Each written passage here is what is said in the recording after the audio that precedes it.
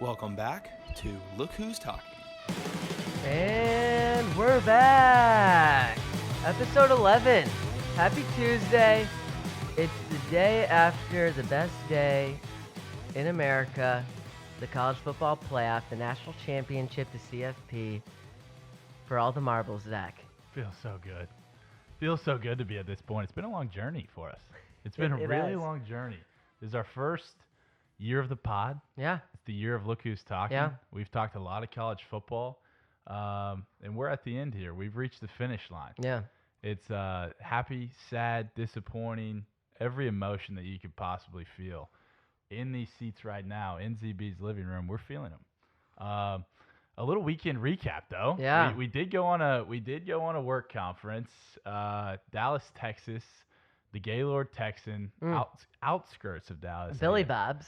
Yeah. Saturday night. Shout out to Billy Bob's. Completely lit. True experience. Yes. Yeah. Had a couple cold beers. Had some really good barbecue. Shout out to Cooper's. Yeah. Yeah.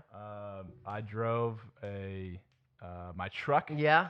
With a couple of coworkers, including Z, my co-pilot here, ZB, my co-pilot. Take us through some highs and lows of a work conference. Highs and lows, man. You gotta love a nice little 3-hour road trip with the boys. It's never a bad time. Never a bad time. High. That's a high of the weekend. It's just road tripping, enjoying times, good conversation, debating sports, listening to old school Drake, new school Drake. Some good songs out there, man. Let me tell you, I've have Drake on repeat the past couple of days. True. Man, love doing the road trip with my boy Z and Chase Bears, Devontae Dwyer, other coworkers. It's a great time. Lows, man, there's not many lows in the Insight Global Conference, Zach. Let me tell you. I'm drinking the juice, ready to go. Monday comes, and I'm ready to balls to the wall, get it going. So, lows, I would say, yeah, man, I'm having a tough time even coming up with one, Zach. Lows for me, the hotel beds, man. I don't sleep good in the hotel beds. I have trouble. Yeah. I just don't rest easy. How about having to wear a suit on a Saturday? Yeah, that sucks too. How about waking up on a Saturday? Yeah. A couple of different lows, that you could go with. I know you're stumped There's there, some ZB, lows. There's some lows for sure. But also, on a high note, yeah, you go to a sales conference, but basically nothing like it in the country.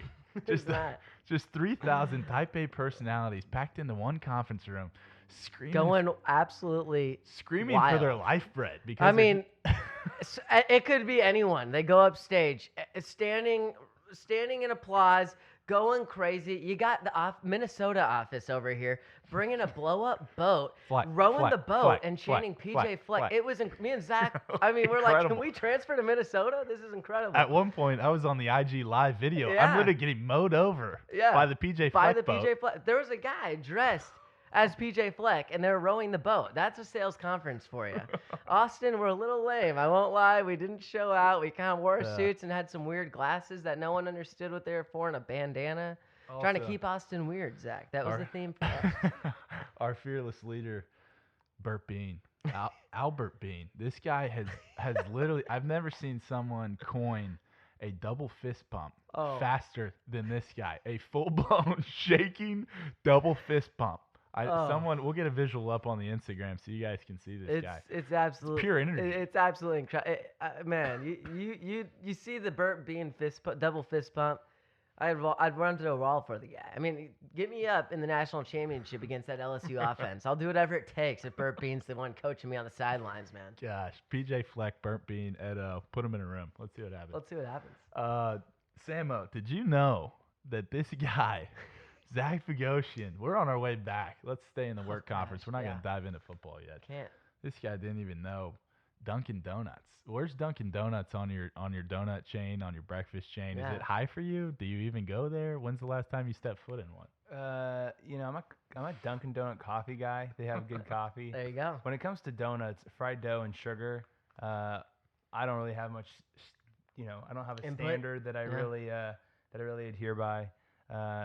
If you got dough and it's fried and you sprinkle sugar Sam on will it, eat it. I'm gonna be in business. So That's true. I think I've had like Dunkin' Donut and Krispy Kreme, like those vendors in gas stations. Like, Yeah. I've been one of those gross guys. No, you get a little hungry. toward like 1 p.m. and you go inside a gas station, you pick up a donut. I'll verify that. You know. I'll verify that. Producer Sam just loves donuts. Any donut. Really? It does You not love matter. donuts, I love CB. donuts. The story is we're driving back from the conference Sunday morning and kind of have to figure out where do we stop for breakfast. What's going to tide you over? What's going to tide you over? It tied me over. And Dunkin' Donuts was the spot. It was the choice. I'm like, sure, let's try it. They have breakfast sandwiches. What I got there? So we go and we all get a breakfast sandwich. I decided to get a donut, old-fashioned. No icing, none of that. Just give me an old-fashioned donut. Put it in the fryer. I'm ready to go. I get a coffee, and Zach goes, why don't you dunk that thing in the coffee, man? And I'm like, what are you talking about? People do that? He's like, yeah. I'm like, okay. So I decided to dunk the donut in Dunkin' Donuts. It was an absolutely iconic time. It was just huge. a monumental time of the friendship. It was huge. It was huge for him to take my advice and just dunk the donut. But anyways, that's a lot of donuts, a lot of coffee, a lot of talk. America runs on Dunkin'. Shout out. Maybe we'll get our first sponsor. Friend of the pod, First Dunkin' sponsor Donuts. from Dunkin' Donuts. We got bigger fish to fry. We got the lipstick trophy on the line. Man. We got who's holding the crystal ball. Who's holding just everything. It's a college football playoff, dude. It's Dabo Sweeney. It's Ed O. Yeah. It's T. Law. It's Joey Buckets. It's Brett Venables. It's Joe Brady. It was a Titan matchup. We previewed it last week. My dad just called me, told me to eat some crow. I did pick Clemson. I forgot. Y'all went. Did I? LSU over there. I went LSU, but man, after the LSU. podcast. Yeah, y'all were hardcore LSU. After the podcast, I very much convinced myself to go Clemson. I think you were in my ear. Producer Sam will say, man, I was Clemson. I switched it up. I told the wife pick Clemson because she was potentially going to win some money, and I regretted it the second after that game. Yeah, easy to hindsight's 2020 on that. Easy to go back and say that this Clemson team could play with a team of destiny. But team of destiny. Joey Buckets and Ed O, they had different things to say. Sights, sounds, reactions. First and foremost, Trevor Lawrence was forcing some throws. I think ESPN had the overthrow counter on 10. there, and it was at like 10 or 14 by the end of the game. Double digits for T. Law. Did that shake you on what he is as an NFL prospect? Are they going to be there next year? Was the moment too big? Why was he pressing? No, moment was not too big, and no, I'm not worried one bit, to be honest with you. That guy will probably not even play secondaries as good as that in the NFL. That's how good that secondary was playing last night. T. Higgins and Justin Ross, great receivers. So I don't think the take of, hey, LSU's receivers are just incredible. They are. But Clemson's got two really good receivers as well. However, Higgins, Ross have been banged up all year. That's made it tough for them to get separation and kind of take the top off. But you just saw this LSU team. The second I knew Clemson was in trouble when it came to the LSU secondary is when I hear Herb Street say they're picking on this kid Fulton. Little do you know, this kid Fulton has a first-round grade on him and is going to be a top 15 pick in the NFL draft. They were throwing at him. They were throwing at him because they're afraid of Stingley, who's a true freshman, and he is going to and was a first-team All-American. He has a chance to be the first pick in the draft in 2 years. Not only on that, but up top, they got Grant Delpit, who's going to be a top 10 pick in this draft. So they have three guys that quite possibly could be three of the best secondary players in the nation this year. There was no separation from any of these receivers in Clemson. Really, Etienne was the big threat. He had a good game, but it was tough Clemson really had to get tricky with their offense. You saw the run by Higgins. You saw a lot of the trickery. But the receivers had a tough time. The LSU corners, man, you got to hand it to them. They played their butts off and really had an excellent game plan, too. How they pressured those receivers at the line, how they stuck with them foot for foot. It was fun to watch. Stingley went old school Darrelle Revis on us and took away his side of the field. He took away a side of the field with Ross on it, and Ross couldn't really shake him. And also, where do you guys stand on I'm looking at the Higgins pass interference call, which was kind of a swayed moment in that game, momentum swing. Like Trevor Lawrence took a big hack. They completed it, touchdown, looks good. They both held each other's jerseys. Like, where do you stand on that, Samo? Yeah, I mean, I found that the entire officiating kind of process had changed. It was not consistent. In the first 4 drives of that whole game, you're looking at refs that we're going to let these kids play. They're going to be physical. Yeah. And you kind of liked it because when Clemson had the ball early and you realize, okay, they're letting them play, and then LSU has the ball, okay, they're letting them play here. So this is consistent. We had a full quarter where basically wide receivers and the backs can do whatever they wanted. And then in the second quarter, you notice that PI started to be getting called, defensive holding started to be getting called, and what was difficult is that the calls made sense given the play, but it didn't make sense if you compared to what happened just 10 minutes beforehand. Exactly. Now the offensive PI that was a bad play call. And you thought it was bad. You thought it was a bad call? Yeah, it wasn't offensive pass interference. Yeah. No, you could make the argument that it was defensive holding by the way the jersey was tugged. Sure. I think it should have been no call, but yeah, it's just unfortunate that despite the fact that LSU won that game fair and square, that will always be something that Clemson fans and people in the ACC can bring up. And it's worth telling the listeners that we did a little pregame chatter. We did talk about like this game was not decided on the referees. No. Obviously LSU, like Samo alluded to, this is a fair and square win. But there were a couple, that call, some other calls that don't come to mind, but that was the biggest one. For the LSU fans, if you have someone bringing this up, you can remind them that Trevor Lawrence probably had a pick that should have been remained on the field. Yeah. But it turned out that I think they called the defensive holding or. Oh yeah, that's PI. right. Yeah, that's right. So That's right. I'm not going to say that the refs were completely even on their play call. I think that they were probably more on the side of LSU, giving them bigger breaks. But overall, I think that there were missed calls. I think Clemson fans probably have a little bit more in their arsenal talking about bad decision making on the ref side. But totally. Yeah. Where I stand on T-Law, just to circle back to our original question, I think I think maybe in his mindset, if you go back to when you played sports and you know that the other guy's better than you, and you're just like, dude, I got to do everything that I can. Yeah.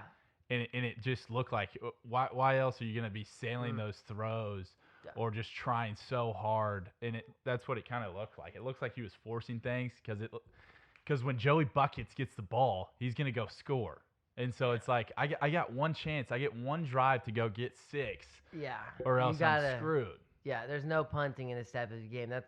I agree with you. I think he forced the issue a couple of times, but the overthrow thing, he did have some overthrows, but overall, I mean, if you watch the game, no separation. He missed a couple throws, but tough for him he would have had to just had a spotless night if he would have hit a lot of those throws. I mean, tough plays. Wide receivers were just not making many plays for him. Balls were in the vicinity a couple times, and receivers couldn't come down.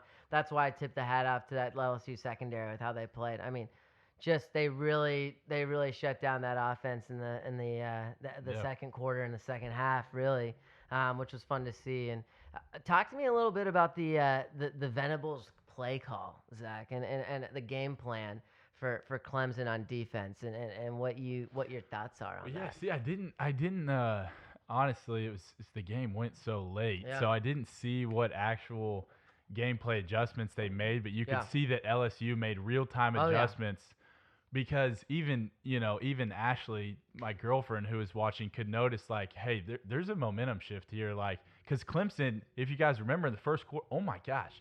Like, not to mention they pinned them deep and they had to start on their own 2 and own 5 a couple times, but they had pressure dialed up. Yeah. They were leaving their guys in basically cover 0 and blitzing some guys. And then I think Joey Buckets, Joey Truth realized, and Joey Brady and the guys upstairs realized we're going to be taking our shots. Yeah. With putting the Jefferson kid in the slot and letting him run the slot fade. People love the slot fade.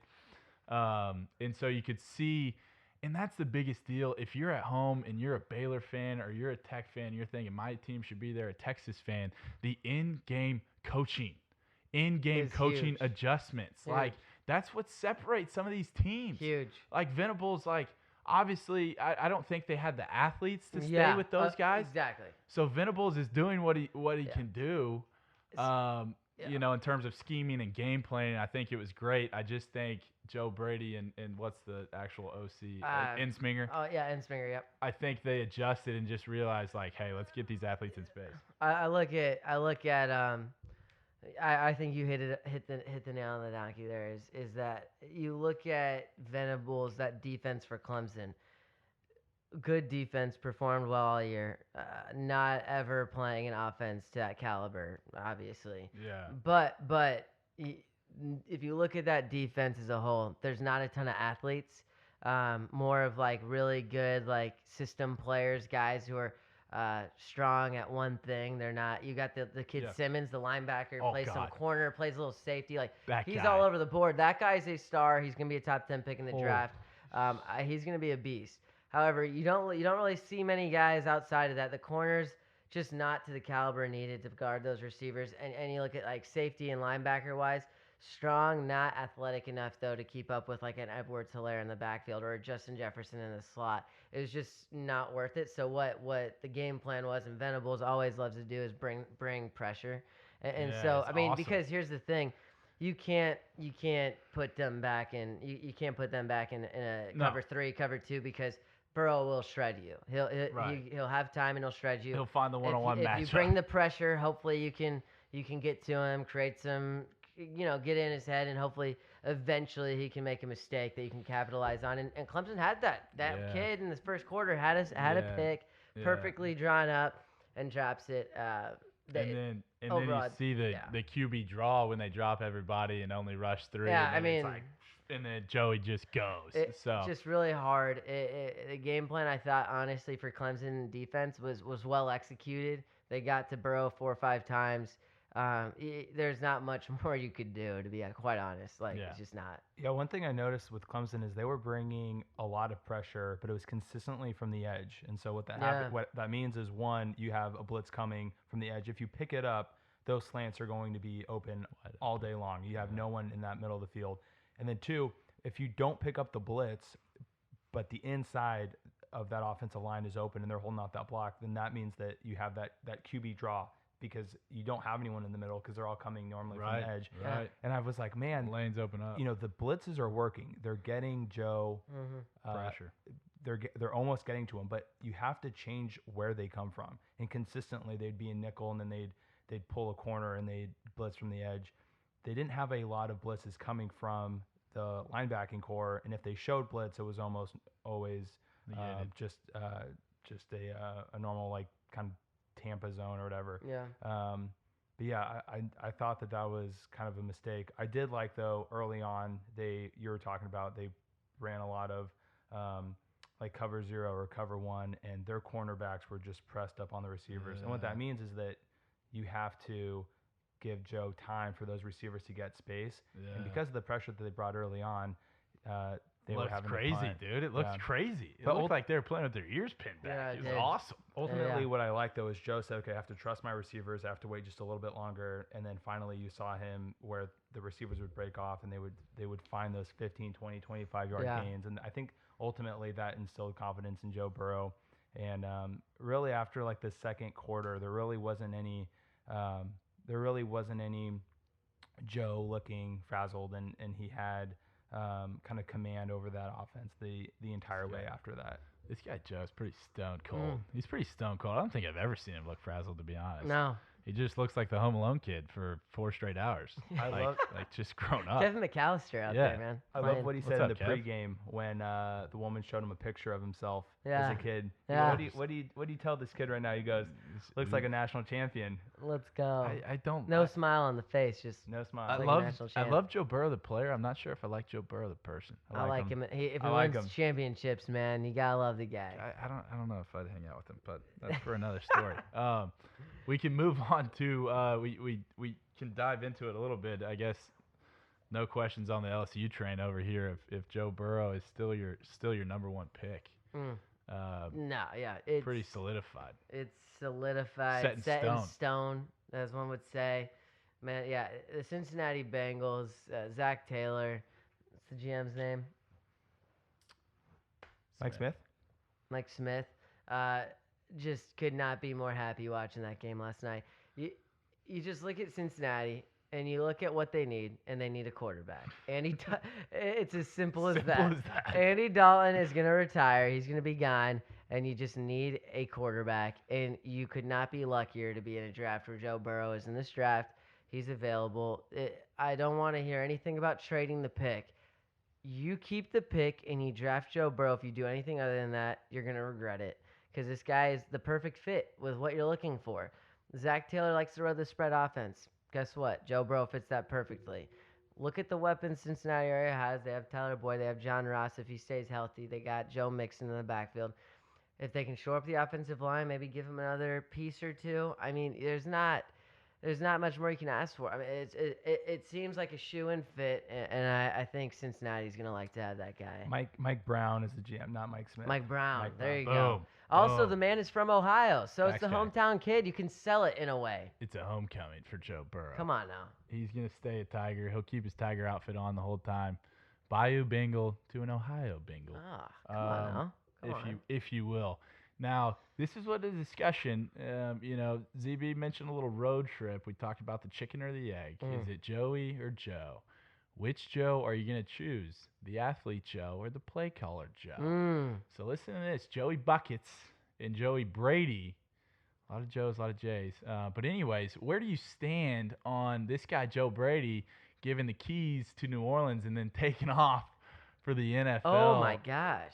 So is he, I guess my question that I posed to you, ZB, is he going to leave that program, not in shambles, but is he going to leave them taking a step back?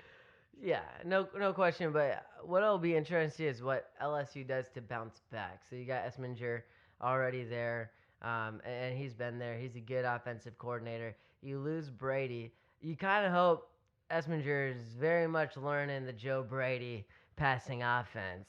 Or if there's another kind of young hire that you can get in. But this guy wasn't even the offensive coordinator, CB. Yeah, I don't. But he's the passing game guy, man. He is the passing game guy, and he's the key to it all. But here's the thing: you can say, oh, this is why I think Joe Brady. This is why I'm going to go with Joe Brady. Is Joe Brady was not there last year. Joe Burrow was.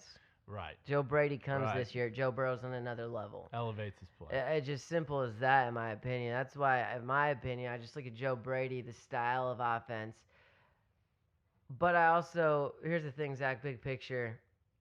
It's almost like destiny, how all these guys come together. You got this Joe Brady calling the plays. You got Burrow hitting his second year at LSU as a starter, getting more comfortable with the offense. Yeah. And then not only that, but you've got Jamar Chase, the Bullen Calf winner. You got Justin Jefferson, a top 20 pick in this year's draft. You've got Terrence Marshall, who's going to be back next year, who's a 1,000-yard receiver. You got Thaddeus Moss, who's going to be a solid tight end in the NFL potentially. And you got Clyde Edwards-Helaire. There's just not a weakness on this LSU offense, man. So I don't know. Where are you at with that? Where are you at with the Brady Burrow? What's your lean? Perfect offensive storm, like you said. It really is, man. I won't get too repetitive on it. They struck it rich. You know, you struck gold.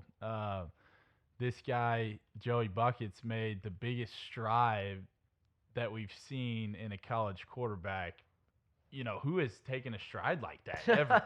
Year 1 to year 2 or year 2 to year 3. I mean, you go from a non-ranked and not ranked to be an NFL draft pick. Right. From September 1 to January 14th or whatever it is to being the first pick in the draft consensus. So I think, I lean on the Joey Bucket side. I think Joe Burrow is that good, but I also, like you said so eloquently, this is a perfect storm. These guys came together at the right time. The stars aligned, and they won a championship in Baton Rouge. Zach, and they played neck all night long. It's as simple as this. 2019 was as simply the team of the year of the team of destiny. You've got Virginia in basketball hoops and how they went through March Madness. Yeah. Tony Bennett's team, it was meant to happen. There's nothing you can do. God willing, this team is going to win the national championship. You saw how they beat Purdue, Texas Tech with these, I don't want to call it bullshit plays, but they won. LSU, they had no BS plays. They destroyed everyone. They're a 15-0 SEC team, the first team to ever do it. One of the best teams one of the best teams we have ever seen in the history of college football. But it was simply the year of destiny, man. It really was. Listen to this. Fun to see. Look away, Texas fans, or should I say, close your ears. Listening. Look who's talking. I know there's a couple Texas fans out there. Edo, they put the mic in his face afterwards. They go, Edo, if you can reflect on, Yeah. when did you know? When did you guys know? Oh no. Edo drops the worst 3 words in Texas fans' minds right now. 3rd and 17. And he goes, you know what? We're down in Austin, Texas. And he goes, well, on 3rd and 17, I knew we had a championship team after we converted that and beat Texas in Austin. I'm like, and Texas fans are like, our season goes one way and y'all are holding the lipstick trophy at the end of it? Zach, This is brutal.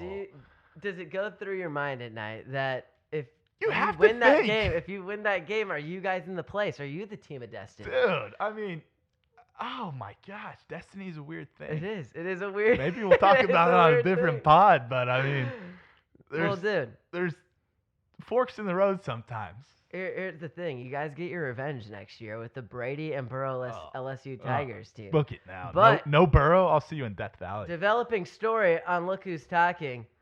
Potentially a De'Aaron King-led LSU Tiger team. Do we want to dive in? Oh yeah, you teased it. We'll go quick. Targeting call. Where do you stand? We'll go both. Oh, we'll needs go to be talked about. Quick analysis. Producer Sam, take it. Quick analysis. Samo to ZB. I'll finish. Quick analysis on the targeting call. Yeah, a lot of people have been talking about this. There needs to be a penalty and a foul that does not lead to someone getting kicked out of the game. These are kids that they spend their entire college career to play in these moments, and I think even if you're an LSU fan, you're probably like, yeah, I probably shouldn't have been kicked out. Sure. Especially given that the targeting wasn't a helmet-to-helmet call. There's so many variables, and I think these kinds of things should just be something that the refs have the ability to have some leniency. Is this something worth? Very similar to what the NBA does. You have your fouls, and then you have degrees of them, and sometimes it means this player gets ejected, and sometimes means flagrant one, flagrant two. This isn't a complicated thing. Every other sport has a way of managing this, and especially when a player like the captain of the defensive team is going to have a huge outcome and impact on the national championship. It's just a good thing that this didn't happen in like the first quarter. Yeah, ZB. Tough to watch. Honestly, as a fan of both teams, it made me quite furious. Yeah, I agree with Sam on the levels of penalty. Like, you can get a targeting, you can get a unnecessary roughness call on that. If you want, feel free. The guy's still in the game. First down sucks, but the guy is still there, the heart and soul of that defense. Middle linebacker, the guy who's calling all the plays for all year long. This guy's put his heart and soul, his sweat and tears, his blood, and all other bodily liquids that go into this game, he is putting into this game. And you could just see the passion afterwards when they called it on the sidelines. I mean, in tears because of this. Yeah. This man's not trying to kill the guy. He had a good hit. It was a helmet to the shoulder pad, and they kick him out of the game. It's actually unbelievable. It makes me think, where's the game I watched when I was a kid, Zach? Where's the game I watched when I was a child? You went total nostalgia on it. It's just unbelievable. Jacoby Stevens' hit on Amari was worse. Rogers? Yep. Way worse than that. Yeah. Blindside, and the wasn't even a not penalty. Even there. There wasn't even a penalty, and that's yeah. fine. I don't necessarily think there should be. The rules don't indicate that would be. But it's just one of those things where anyone with an eye can tell you that there's something wrong when a player gets ejected for basically making a good play with the crown of his helmet on someone's shoulder pad versus done. I mean, it's just I'm done with the crown of the helmet talk. If he's using his head to hit him in the chest, that's his fault. If he wants to get concussion, fair, that's him. He's not hurting the other guy. But if he is using his head to knock the other dude's head off, then yes. Get this. Get him out of the game. You can get ejected for hitting another player with the crown of your helmet on his butt, on his leg. Anywhere. It's on the his crown shin. of the helmet. That's not right. Yeah. I think, eloquent. Very eloquent. I think these guys are trying their best to hit everybody with their head up. I think the game has changed, as EB said, I think for the better. Everyone's trying to tackle with their head up. They're not spearing people anymore. But listen, there's going to be plays in the game of football where these guys accidentally or just so in the matter of the heat of the moment, they're going to hit somebody with their head down. And it's going to happen, and it's going to warrant a penalty. It's not going to warrant getting kicked out of the game. No. So, as ZB and producer Sam said, look who's talking. Maybe send in something to the NCAA and tell them to change the rule. Tell them to make a tweak now. You don't need to kick these guys out. It's 2 different penalties. Yeah, I know we're harping on this, and we'll move on from this, but that targeting call wasn't even called as a foul during the play. It was reviewed, and then it turns out that they had the foul, and then he was ejected. Yeah, so this wasn't even something that, you know, it took a replay to verify whether or not that it was just, yeah. Yeah, no, I'm with you, man. I'm with moving you. on. This is Producer ridiculous. Sam, passionate. Yeah, You gotta love it. Ridiculous, man. We almost lost producer Sam. Jeez Louises. Way too early. CFP 2020. College football just ended, but in a way, it just begun. Welcome to the off-season headlines. Welcome to us following these weird little transfer things called transfer portals, where you get into the portal, and on Look Who's Talking, when you get into the portal, things go do-do-do-do-do. What happens in the portal stays in the portal, Zach. Jeez, dude. People are jumping in. People are jumping out. People are jumping back in. Shout out the USC receiver who I still don't know. McCoy. Brew McCoy. He did not play this season. I don't even know what he's doing right now. Maybe playing pickup basketball. Wait. Do you remember how passionate we were about the Brew McCoy situation? Look at him now. What are we doing? Worried about these 17-year-olds, Zach. Yeah, we need to stop. We need to stop. To the 17-year-olds. Don't hop in the portal unless you really need to. Yeah. Don't get in unless. Word of advice from the Zacks is the portal is not the first option. One guy that felt that he did need to, that we need to talk about, is this guy De'Aaron King. We need to talk He about basically quit on his team, the Houston Cougars. He said, Dana, I'm not playing for you anymore. I'm worried about the NFL. Where's he going to go, ZB? Where does he need to go? Oh, man. He literally said that after the 4th game of the season. He said, I'm done playing for Bizarre. you. We're 0-4. I hate everything about your offense. But he actually kind of said, you know what? We're 0-4. The season's over. I'm going to sit it out and let me play next year with an extra year of eligibility. But guess what he's going to do now, Zach? He's going to get out of Houston. He's going to screw Dana Holgorsen. As a Texas Tech fan, I love to see it. De'Aaron King. The rumors that we're hearing over here at LWT Podcast, and let me tell you, we get quite a few words from friends of the pod, people around the nation that come calling to LWT. Yeah, I to call get them it little out birdies. there. Yeah, little birdies. And the one destination that just makes too much sense is De'Aaron King to LSU, to Louisiana State University, to the national champs, to the Bayou. Go Tigers. Joe Burrow gone, Joe Brady gone. They need a quarterback. We do hear reportedly, they are high on Miles Brennan, whatever that means. But I'm not high on Miles Brennan. I've never seen him throw a football, and I hope to never see him throw a football. And De'Aaron King, if he's available, go get him, because this kid's gonna come in and he's gonna keep you guys afloat. He's gonna make you guys what I would think if I look at LSU compete with De'Aaron again. King. Yeah. You get the Blinkoff back, Chase. You get Marshall back. You got weapons. I would look at LSU as maybe a Florida this year. They're a top 10 program on the outside looking in. But does De'Aaron King have like a Heisman type of season in him? That's the question, Zach. Yeah, you don't even we saw such a small sample size of De'Aaron King. You have to refer back to 2 years ago, and he had a really stat stuff season. I don't know if he dominated college football. Does it translate to winning? Yeah. I don't know. And the name out there, the Razorbacks, tied to Kendall Briles. But it's kind of weird that the current landscape and that Look Who's Talking, we're talking about these kids like they're free agents now. It's kind of awesome. It's awesome. It's amazing. Transfer portal's pretty cool. Yeah. Because listen, like a guy, we talked about it on Look Who's Talking a couple episodes ago. Listen to the Heisman Trophy finalists. They're all portal kids, man. They're all just trying to find a home where they can portal survive. Guys. That's so true. Burrow, Hurts. It's necessary. Fields. Burrow just would have been unloaded on by Urban Meyer and think that he's the worst quarterback ever to come through that program. Yes. Unless he decides to transfer, and Edo takes a chance. Here's a report. Joe Burrow was deciding between LSU and Cincinnati in the portal. Imagine if this man goes to Cincinnati. Luke Fickell. Our lives would be different. Everyone in America's lives would be different if Joe Burrow was playing quarterback with Luke Fickell and co. as a Bearcat. However, let me explain the portal to friends, family that don't understand it. The portal is like if you break up with your girlfriend and you're like, I want to get out there in the dating world. You go to a dating app, a Bumble. let's say. I sign up for Bumble. All of a sudden, I got these girls sliding into your DMs, and you could decide to commit to one. What a great. That's what it is. That's the sports version. The What a portal great is the sports analogy. version of Bumble, and you slide in there, and they're like, I'm dumping you, Herm Edwards, dumping you, Tom Herman. Yeah. I'm going to go see what else is out there. Greener pastures.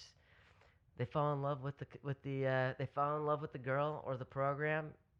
I'm sad to say, I'd love to see the conversion rate of someone who jumps in the portal, goes to a different program, and it's successful, though. Now listen, yeah, you're taking your analogy to the next step where I knew you were already going with this. Listen, some people jump in the portal with good intentions. They're looking for their next wife, their next long-term girlfriend. Oh. And you see Joey Buckets. Yeah. You see some of these Yeah. guys. Some people jump in the portal because they're That's seeking bad. attention, and it's very bad. And these guys never end up on a good team, and they're Oh. JUCO players because they just can't. Exactly, the Yeah. portal. So, The gosh, portal what is a great scary. analogy. The Look portal's a who's scary talking. world that you hope to never be in. No, You never want to go to Bumble. You never want to No. go to these dating apps. no, but if you But at do one go point with you good end up. intentions. Yeah, you go with good intentions and find the girl that is meant for you. Love it. You got to take your due diligence once in the portal. Or the head coach, the girl, the head coach. Yep. ZB nailed it right on the head. Way too early college football predictions. The SEC, they proved that it's not bias. It's not people out here just ESPN just milking the SEC bias. No, it's the real thing. This is 9-2. These guys showed up Yeah, they in the did. postseason and just, for lack of a better term, just pooped on everybody. on 'em. And Simple. listen up. The SEC's back. A couple teams in the top 5 next year. You think about Bama, revenge year. This Bryce Young kid, or what's his name? Bryce Young. Bryce Young. Yep. Mac Jones, look out. Mac That's all I'm going Jones. to say. And you got Tua's brother as well. Yeah, that's all I'm You've going to got say. 3 good quarterbacks, man. You got the number 1 quarterback in the country, Bryce Young. You got Mac Jones, who lit it up against a Michigan team that was at full strength. Yeah, lit it up. to his brother look for the portal. That's all I Yeah, can look say. for the portal. Yeah. It's potentially happening. Yeah. Um, But Bama's looking for revenge. Georgia has the Wake Forest transfer. Jamie Newman. LSU's going to be really good. Who else? Auburn's going to be great with Bo Nix and company back. Florida with Kyle Trask back. You give They these- might be the best team in the SEC next year is this Florida team. That's what everyone's sleeping on. Florida looks strong. They look tough. I'm excited about a Dan Mullen-led You Florida give these guys Gators. PJ Fleck and Tanner Morgan a chance. Yeah, They're don't sleep on restarting- the Ohio. Yeah. The Big Ten looks like it's going to come down to Ohio State, Minnesota. PJ Fleck is here to stay, ladies and gentlemen. Yeah, Big Ten football. They're gonna be really top heavy in a really good conference next year. And with you've got the Whiskey. Michigan still, and you've still got a Penn State team who's supposed to be good. You got Clifford back, and then you've got the linebacker, the true freshman who is a stud, 5-star kid. You got guys back, but Zach, did you hear about the Penn State allegations today? Producer Sam, did you hear? Yeah, tough on Sandusky. Tough one for James Franklin and company. This might be a all too familiar road for Penn State. The scandal, Penn State scandal. It's, You hear players supposedly. I don't even want to talk about it. It's that bad. Just go on Google, look it up. You don't want to read the details. It's R-rated. Yeah. Keep it away from the children. I don't know folks. how I'm reacting to that story. I don't know if this guy's disgruntled and He's taking down the program, Zach. Yeah, he's trying to go after him. Lost his starting job Yeah, and takes down the anyway. Hazing allegations. Yeah, it's hazing allegation. Yeah, read the article for yourself. And we'll kind of go from there. But again, Allegations, regardless. Good football team. Big Ten's gonna be a good conference. Can I put your feet on the fire? Yeah. What are the top 4 teams on the last week of college Yeah. football? Here we go. Who do we got next Zach, go. Bama, Georgia. Oh, say it. You know you wanna. LSU, Texas. Whoa. Bama, 3 Georgia. SEC teams, Bama, unprecedented. Georgia, LSU, Texas. There's scenarios Yeah. where that can happen. Yeah. Okay. Wow. Would that be the first year we have 3 SEC teams? I think a in lot of teams are going to get beat up on out there. No, like I was about to say, this could be the year we see 3 SEC teams. It's just too strong. Nope, sorry. One of those SEC teams might get. Okay. I can't not put Clemson in. Okay. So, Okay. Sorry. Okay. Sorry. good. Okay. Fair enough. No, you're good. So Clemson. LSU outside looking in. Clemson, Okay, Bama, Okay. Georgia, Texas. I'm not gonna go sexy here, folks. I'm going Clemson. I'm going Ohio State. Clemson just steals the ACC. Ohio State edges out Minnesota in a Big Ten championship game. Wow. You've got Alabama takes control of the SEC, beats Florida in a SEC championship, and then I'm taking Florida as my fourth final. So I'm going the 2 SEC championship game participants. I'm going with Clemson and Ohio State. It's gonna be good. It's Ohio gonna be State good. gets out. Yeah, Ohio State, Florida, Alabama, Clemson. Nice. In 4 premier programs. In a scenario where you have 2 SEC teams in the Final Four CFP, do you kind of have to put them at 1 and 4 or 2 and 3? Yeah. Like, is there a scenario where you really end up with an SEC championship for the CFP? Like, I don't know how it shakes out. I just know that one of those SEC teams is going to be above the fray, and then I think the Big Ten beats up on each other, and then I think, like, honestly, it's a little bit. I don't disagree with the Texas pick. People it's are a little bit of Texas bias. You're but a homer. You're biased. I don't disagree with it. For people of the pod, I do not disagree because you look at the Big 12, notoriously weak next year. I think the Big 12 as a whole, but Texas is the one team that stands out above the rest. Sam Ehlinger back.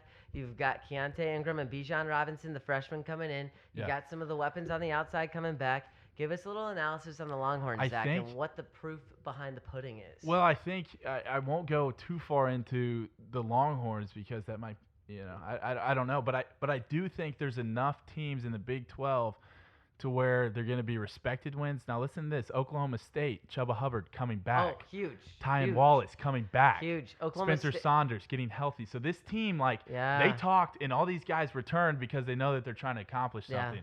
So there are going to be some teams where you can get some respected wins, but also it's just bad enough to where in Oklahoma or Texas can be depending undefeated. on where they're ranked when they play them, you can end up having like 4 top 25 wins or something, something along those lines. Let me simplify this for everybody. Do a little reduction. Please. Let me simplify this.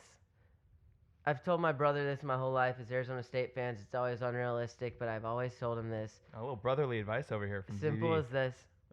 If you go 12-0, you will be in the Final Four. Simple as that. You'll be in the CFP. Tends to be a good formula. If you win every game on your schedule, you'll be in the CFP as a Power 5 conference. Yeah. So all you got to do is you're Texas. It does not matter how good your conference is. It does not matter if everyone in the Big 12 is unranked except you. If you win every game in the Big 12 and you win the Big 12 championship game, you're in.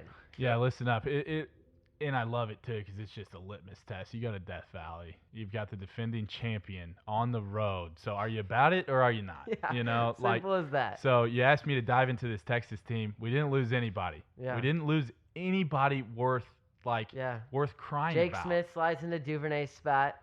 Colin Johnson, he was hurt all year. All year. He's gone. Good recruiting class back. Good recruiting class. Guys are growing up. The left tackle comes back, and you got a senior quarterback. So if you can't do it next year, then get out. But you can also lose that game if it's close. It's early enough on the season. People roll forget. the table. People forget. Yeah, and if it's close, you're going to, depending on like how the SEC works out or if there's enough competition.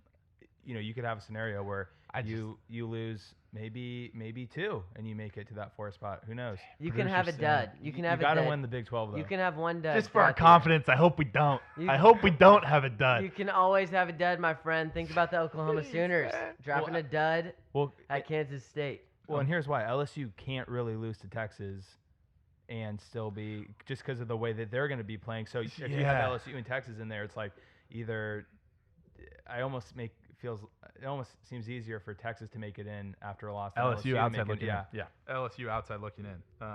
Anyways, that was awesome. Cool. Mm-hmm. Love it.